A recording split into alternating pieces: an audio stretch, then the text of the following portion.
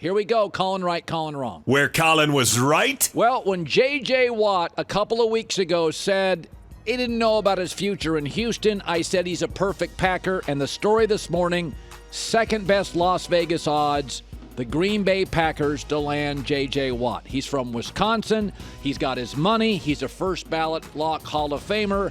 Question is, J.J., do you want to win games? This is where you should go.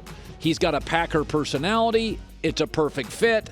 The Packers only really pay big boy money to Aaron Rodgers and David Bakhtiari. And from what I read this morning, they are restructuring or have restructured Bakhtiari's contract. So there's a place to get him in. We felt this was the landing spot. And what do you know, a week later, that's the reports. Where Colin was wrong. Bruce Arians won a Super Bowl, and I said I thought he had a very so-so regular season with Brady. I thought they stuck to that pass over the top offense too long, and I also said I felt in the playoffs he was the coach on the hot seat. It was just a year in which I didn't feel he had it all buttoned up, but I'll give him a lot of credit. In 4 total playoff games, they averaged only 4 penalties a game. And some of the biggest mistakes, like Brady interceptions at Lambeau, are things he could not control. I thought they outcoached Kansas City in the Super Bowl. I thought it was a win not just for personnel in the front office and Brady, but a win for coaching, and Bruce Arians deserves that credit. Where Colin was right. Josh Allen finished ahead of Patrick Mahomes a week ago in MVP votes. Now, he didn't win it, but I was on this all year. If you go to the last 5 games of the regular season, a third of the season, the last 5 weeks, Josh Allen wasn't just sort of better than Patrick Mahomes. It wasn't close. He had 15 TDs, 2 picks, 70% completion percentage, and 117.5 passer rating. He was a dominant quarterback over the last 5 weeks of the regular season, and Mahomes, frankly, struggled down the stretch often. Where Colin was wrong. I never thought Russell Wilson would be one of the most outspoken quarterbacks in the league, but last week when I was off, he did intimate to Dan Patrick he would like to have some personnel say. He was outspoken. It was not status quo.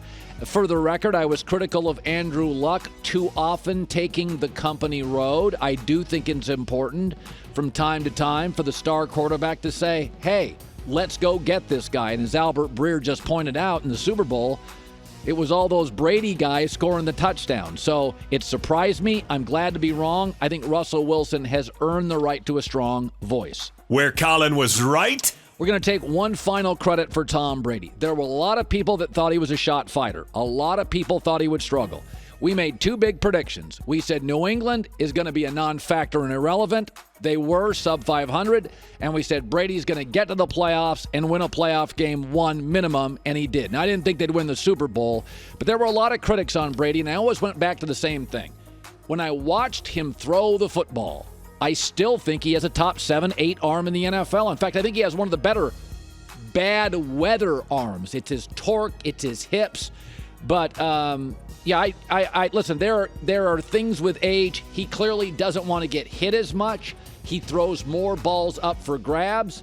He needs to be on platform. He needs better protection now than he probably needed 7 or 8 years ago.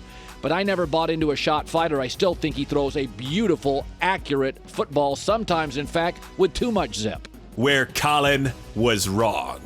Lamelo Ball is not only surviving, he's the best rookie so far by a mile.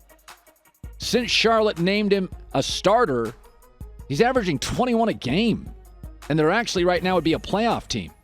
When I saw him, I thought his game was a lot of flash and not a ton of substance. But I will say this, of the Ball brothers, he can actually shoot. He brings much needed energy and juice to the franchise. And listen, he's averaging over 20 a game as a starter. He plays with a ton of confidence. He's obviously great off the dribble. He's a great ball handler and passer. But I was wrong. Where Colin was right. Justin Herbert won Rookie of the Year. I didn't get all the critics. I understood people who thought, at Oregon, he can be a little mechanical, but after he won the Rose Bowl and was easily the best player on the field against an excellent Wisconsin defense, I said, folks, What are we doubting? He's big, strong, 4-point student, smart and mobile with a huge arm. I don't get all the critics. I don't get it. Plus, I had 2 people at the Senior Bowl tell me he was head and shoulders better than anybody else on the field. He set a rookie touchdown pass record, and he finished the season strongly. And this is one of the things I like about him. You know, one of the criticisms of Lamar Jackson is he's kind of fresh and new and you haven't defended him, but you can figure Lamar out. Fair or not, that's a criticism. You can kind of figure him out. Justin Herbert got better with a coach that got fired. He was 4-0 down the stretch, 8 touchdowns, 1 pick. Every week he got better, finished stronger than he started. Where Colin was wrong. New rule, I hate backward hats, but apparently now you're allowed to wear one if you win your 7th Lombardi trophy. Listen, I think it's the worst look for a professional athlete. It really looks like a frat boy, but Brady wore it. Now, if, in fairness, Brady was a couple of beers in and appeared to be drunk, so his judgment was completely lapsed. This was not a great moment of judgment and clarity for Tom Brady. But new rule, if you win a 7th Lombardi trophy, I'm not going to call you out. Where Colin was right? You know who suddenly is red hot in the NBA? Let me think. Oh, the team Chris Paul is on. The Suns have won 6 straight, 9 of 10, and it's the same team as last year that was mostly lousy before the bubble. It's Chris Paul and a bunch of kids. He is the most underrated point guard ever. He's the most underrated NBA player in a decade. He's the anti-Westbrook. He wins everywhere. He's got no flash. There's no sizzle. His best friend isn't the basketball. He actually communicates at a level that's about as high as NBA stars do. He holds people accountable, but for some reason, because he shoots too many mid-range jumper and he's not flashy, there's something about Chris Paul that just people can't get their arms around. We like our point guards to be magic and flashy, but he and John Stockton win games, make everybody better, and it's amazing. Remember, Oklahoma City was tanking. He got them to the playoffs. Phoenix has been lousy for 8 years with all these same guys. Now suddenly they've won 9 of 10 in the West. Chris Paul. I don't care if you buy his shoes or not. This guy is what point guard should be.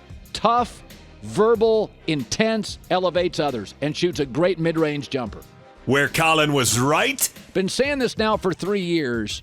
Trevor Bauer chose the Dodgers over a New York team. Matt Stafford said, give me Los Angeles over the Patriots. Something is happening in sports over the last 3 years where players are choosing this high-taxed maven, this high-taxed zip code, Los Angeles County, and they're choosing it over winning franchise and other big cities. Trevor Bauer could have chosen a lot of teams, and he chose the Dodgers, a stacked pitching staff where he'll be good, but they've also got Walker Buehler, Rio, Clayton Kershaw, David Price. They've already got arms everywhere. They've got stars everywhere. Matt Stafford, I'll take the Rams. Multiple teams were offered. So there is a migration to Los Angeles right now. We know that sports and entertainment have converged. I think a lot of this goes back to people saw LeBron James move to Los Angeles and get movie deals and TV deals and production setups, and other athletes think, hey, I can pay more in taxes, but I'll make 4 times the money eventually because I can build things here post-retirement. I think there's a LeBron effect here. LeBron has set up so many ancillary businesses, it's highly attractive to high-profile star athletes. Trevor Bauer's a Dodger. That team, the Dodgers right now pitching staff is an all-star pitching staff. Forget their lineup. It doesn't have a chance to be the best baseball team in 10, 15 years. By the way, it's very interesting. Stories today that Chicago leads the Colts in pursuit for Carson Wentz. And it's very interesting because Chicago's in a division with a big brother, Green Bay. And because of that, it always feels like the Bears are chasing the Packers. And I think that puts some institutional pressure on the Bears front office.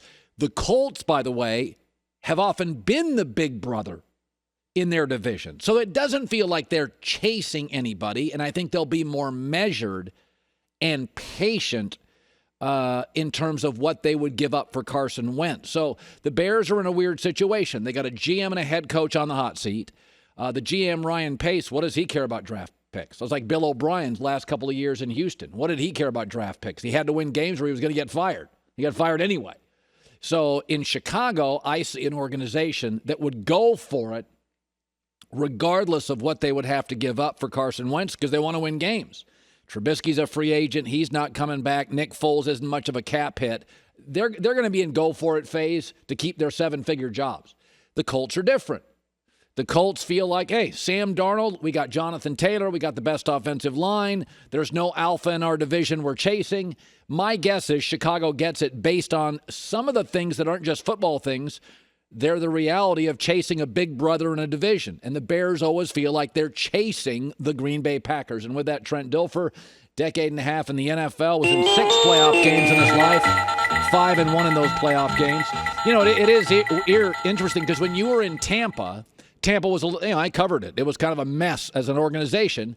And sometimes when an organization doesn't have great history or people's jobs are on the line, they're much more willing to go for it. And where the Packers or the Colts, as you know, Trent, they've had success, it can drive you nuts as a player, but they're not chasing anything, right? So I kind of feel like Chicago's going to go all in on this thing. Do you think Carson Wentz is worth 2 first-round picks and spending that? Do you think he is? I don't. I agree with you 100%. The psychology of this situation, in fact, all this quarterback carousel is fascinating. I think you're right. I think Chicago has to panic. They have to knee-jerk react to this. They will probably offer more than they need to get Carson Wentz, where you nailed it perfectly with Indy. There's some other good quarterbacks out there that they probably feel just as good about. You mentioned Sam Darnold. When you have the infrastructure that the Colts have, the offensive line, the runner, the skill position guys, the offensive staff, you're not going to panic. You're not going to make a knee-jerk reaction and give up too much for a player that does have a high ceiling. I'm with you. I think the Bears have to. They're the little brother in the division. They have to make this type of splash hire for 2 reasons. One, they got to be relevant again, and you said it. They got to save their jobs, and draft picks for Ryan Pace aren't as important because he knows he's got to win right now or he's out the door. You know, I said this about J.J. Watt. I do believe symbolism matters and momentum matters. And it's the old crowded bar theory. Nobody wants to walk down the street in New York with your wife and go into a bar where there's nobody in it, right? You want some juice. You want some energy. You want fun, right? You want to be part of the cheers bar. Everybody's got a good joke. And so I look at Green Bay and I think they could use a little momentum. Tampa feels right now. Oh, my God, I'd take a pay cut and go play in Tampa. I got no state tax. The weather's good. Brady's rolling. Look how good Fournette did. I don't like people reacting to other teams, but I do feel like, Trent, Green Bay needs to create a little inertia here, right? I hate agreeing with you on everything you bring up, but I'm on board with you here as well. I think Green Bay has to overspend, make a splash free agent acquisition. I think with all the stuff that came out at the end of the season with Aaron being disgruntled with certain things, I think you need to add momentum. You need to be part of the offseason conversation. You're not going to be part of this offseason conversation as it relates to quarterbacks, and that's going to dominate now to the draft and post-draft. So interject yourself in the conversation with a J.J. Watt signing, with another splash free agent signing. Go outside your comfort zone. The Packers haven't done this typically. Why can't you do it now? I don't think you're this close from getting to a Super Bowl. You know you got to beat Tampa. You're going to need some difference makers, and I think J.J. Watt can be that difference maker. Were you surprised last week that Mr. Go Hawks, Russell Wilson, was actually outspoken on personnel, offensive line? It's not his personality type. I can theorize why he did it, but were you surprised, Trent, he did it? I was, because he has such a great relationship with the organization, and you kind of don't air your dirty laundry out to the public after the season. He must be really, really upset, and I think he's justified to be upset. I was surprised that he went public with it. Think about if you're Russ. You know, he went from cooking, and the first 4 or 5 weeks of the season, he's the clear favorite for MVP. He's putting up numbers that are, making our jaw drop. Defense is struggling, and then all of a sudden, they kind of transition back to bully ball, try to get the defense to play better. All of a sudden, he goes from cooking to being put in the freezer drawer, turn around and hand the ball off on first and second down all the time, having to play on third down without a great offensive line. He's watching what's going on around the league. When Tom Brady has more weapons at his disposal, he knows what to do with a great young offensive line. And you got to be sitting there going, wait a second, why isn't my team doing this for me? So I can understand why Russell's upset. Now, I love Pete's formula. I don't think he's wrong for doing this, but the quarterback isn't going to be the lead dog all the time. And that happened. We saw that happen midseason where they made a definitive shift from being quarterback-driven, offensive-driven, to going back to being defensive-driven and run the ball more and really take the ball out of Russell's hand. It's interesting. I was talking to a friend the other day, and he said, listen, he goes, you media guys are getting all fired up on Matt Stafford. He says, but he's not an overly mobile quarterback. He is a pocket guy. That's what Goff was. He's been banged up. Forget about the insinuation was, we've always sort of understood until Brady, it takes 2 years. You get into a system, you get comfortable in a system, it becomes rote, you don't have to think about it. This idea that Matt Stafford solves a dilemma, my friend pushed back and said, well, show me the wins. Like, why are you guys all into this? So what's your takeaway on that? Yeah, I think it's both. I think both things are. I mean, one, we just saw a unicorn, right? We just saw a total aberration, and Tom Brady going year one with no OTAs, with no summer football, with a bunch of new people, take them to a championship. That's not going to happen with anybody else. However, I do think Stafford brings an element that your friend isn't recognizing, and that's his ability to play in conflict. Jared really struggled in conflict. When it wasn't right, when it wasn't on rhythm, when the pocket wasn't right, he struggled. Stafford's made a career out of putting up big numbers under conflict. And you don't have to be mobile, you just have to be comfortable in conflict. And I bet you that is what McVay and the rest of the personnel department saw with Stafford, is the upgrade there is they don't have to be right all the time, and Stafford can make them right. I love Jared Goff. I think he's going to do really well over time in Detroit. But I do think if you're the Rams and you're trying to get in this mix right now, right? You're looking at Green Bay, you're looking at Tampa, and you're saying those are the teams. Then I do think Matthew Stafford gives you a little edge in trying to compete with those two teams because of how he deals with conflict. So the Super Bowl's done. It's in the books. I was surprised. I didn't think they'd win at Lambeau. I thought it was a win for coaching. I want to talk specifically about the offensive line because I said, when you look at, as you well know, from the days you were there, Tampa's special teams have been a wreck, and they've never had a great O-line. This offensive line was kind of a bunch of guys. Jensen's a good center. Wirfs was a rookie. It was just guys. It was like when a year ago, 8 months ago, we were like, God, is the offensive line good enough for Tom? And then I watch him in the playoffs, and I'm like, oh, my God, it feels like a dominating unit. What does Brady do, either pre-snap, situationally? What did he do to elevate this unit? Because I thought their last 3 games, they were a dominant offensive line, and they were not in September, and they were not last year. I think there's a couple elements to it. Number one, anybody that devalues the X's and O's in the NFL doesn't know what they're talking about. Yes, Willies and Joes are important, but X's and O's going along with those Willies and Joes is what makes them reach their potential. And I think there was a definitive change for the Bucs with what they did up front. They went from trying to do everything to only a few things really well. Started with the run game. They really simplified the run game. They ran a lot of inside zone, a lot of duo, and then versions off of that. So the offensive line got to do the same things over and over and over. And then they added a really, really robust play action pass game off of those base runs to keep the protection assignment simple. And then the pass game, you asked me what Brady does. He makes subtle little changes to make sure they have help. So when you call a pass protection, it's like, say we're sliding left. Well, you can slide left or you can slide semi-left and give your guard center a little more help if you know the edge defender isn't coming. So how he manipulates the protections at the line of scrimmage so that they have help.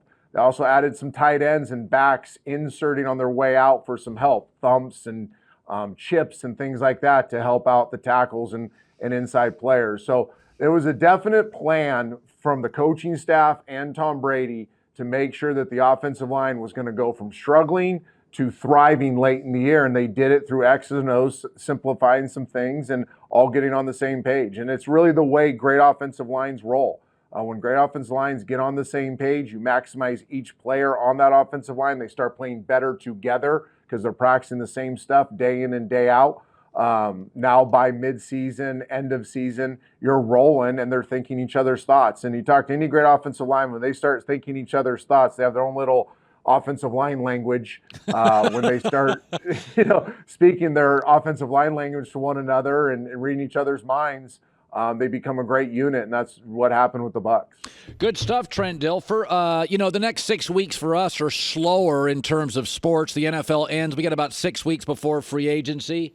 And, it's funny, Trent. I wrap a bow on the NFL season because I didn't talk last week. And I look at it, and it's always been a copycat league. But I do like the increased power of the quarterbacks, voicing their opinions, the ability to move from franchise to franchise. You didn't grow up in this. I hate the franchise tag. I think it's awful for quarterbacks to get trapped. And I got to tell you, I look at this year, the year of quarterback empowerment. That's how I kind of see it, that, you know what? They get a voice. They get an opinion. Maybe it was Tommy-led, but that's kind of, when I look at the season, that kind of sticks to me. Is there anything, wrap a bone at you, that sticks out to you this year? I'm shocked the quality of football without the offseason programs, and I'll parlay what you just said right there. I don't think you have to be done talking about the NFL. Park Avenue's still going to win up until the draft because all we're going to be doing is talking about quarterbacks. You'd rather talk about quarterbacks than the NBA or hockey. I'm pretty confident of that. You have Watson, you got Darnold, you got Carr, you have Wilson now. Then you have 4 guys in college football that are going to be really good pros, and Lawrence, Fields, Wilson, and Lance. So we're going to be talking quarterbacks ad nauseum here for the next 6 weeks. It's not going away, and everybody's going to listen because everybody wants to know about the quarterback. And I agree with you. They're more empowered now than they've ever been. Yeah, good stuff, Trent. Good seeing you. We'll talk soon. See you, brother.